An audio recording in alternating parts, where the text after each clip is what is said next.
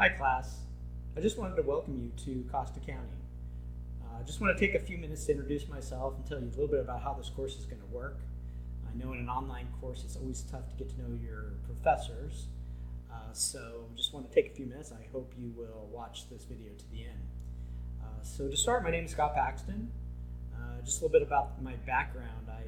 I've actually been here at Valencia for several years now. Prior to this, I taught for 10 years at a smaller college up in the Northwest, near Spokane, just North Idaho, actually. But that's not actually where I'm from. I actually was born and raised down in Southern California, down near San Diego. I went to school up near LA at Cal State Fullerton and did my undergraduate work in, not surprisingly, business accounting.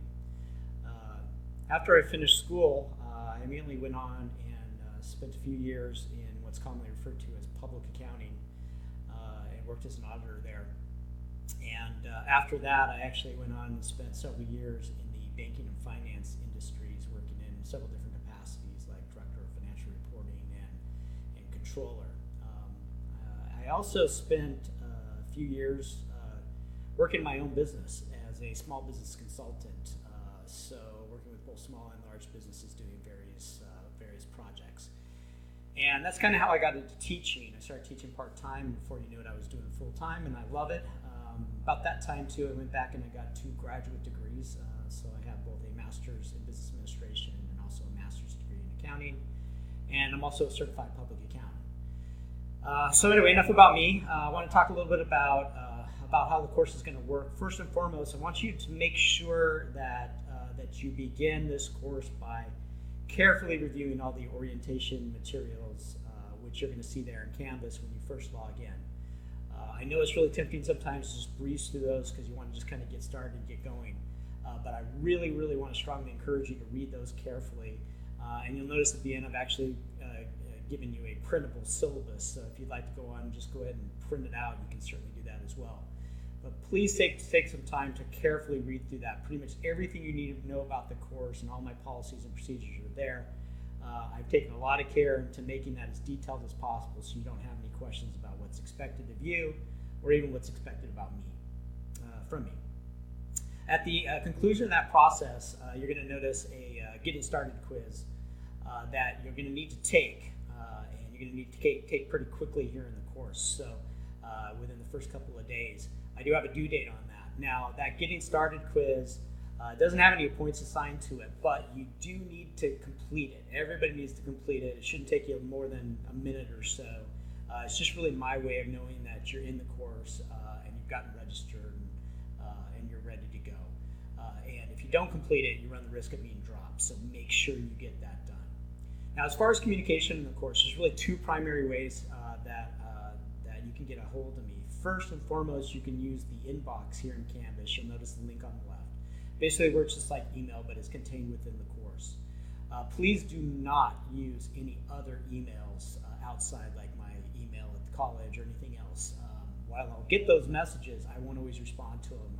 In fact, just as a policy, I won't. And the reason is because those are not secure ways for us to communicate regarding this course, grades, and things like that. So please use the inbox within Canvas. The other way you can reach me fairly easy is within the My Accounting Lab utility. And when you're in there working in your homework, you'll see it.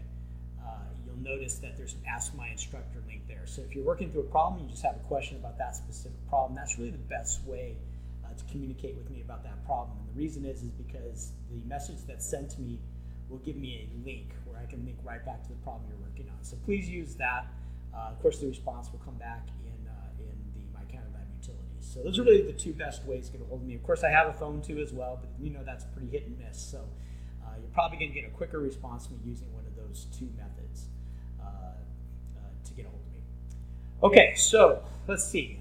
You're going to be using My Accounting Lab utility, which is from Pearson in this course. And I'm guessing that many of you probably have used these online utilities in other classes. If not, that's where you're going to be spending much of your time in this course. It's basically a homework utility. Has a lot of great resources in it, and you should definitely take advantage of all those.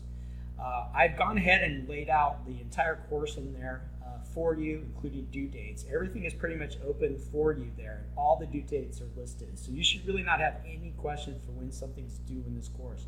All you have to do is just open it up, and you'll see the due dates, which means you can work ahead a little bit, and I would encourage you to do so. Just don't work too far ahead. Sometimes there's a tendency to maybe kind of rush through things. You certainly don't want to do this in this difficult of a course. Take some time, make sure you're absorbing the material before you move on to the next chapter. But if you do want to work a little bit ahead, strongly encourage you to do that. And all the due dates are in there. Pay attention to the due times as well. Generally, things are due on the due date by 11:59 p.m. and 11:59 means 11:59. So even if you're a minute late submitting those assignments, they will be marked late. You're going to see various assignments in there. You're going to see homework, quizzes, things like that. Pretty much straightforward stuff. I think when you read through the syllabus, you'll see all my policies regarding attempts and all of that on those.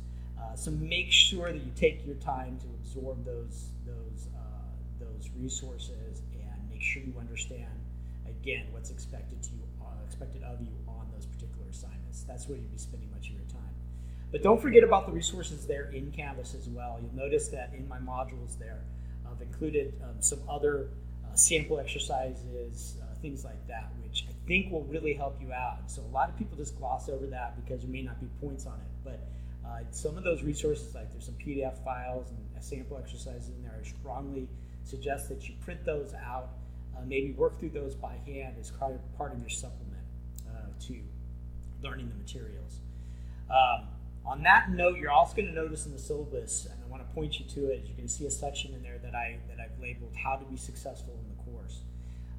Now, I know, again, some people just like to gloss through that part, but I would strongly encourage you, since this is an online class, to read that carefully and follow those steps as closely as possible. I've really written those and taken the time to write those basically from the standpoint of if I were taking this course and wanted to be successful myself, these are the steps that I would take. So you should take that for what it's worth, and I would suggest that you try to follow those steps as closely as possible if you really want to do well in this course. You're also going to notice that everything as far as grading goes in this course is based on points. Everything's on points, so try to focus on points, not so much percentages. This is really just a course about trying to accumulate as many points as possible. There will be some extra credit opportunities along the way. You can tack those points on.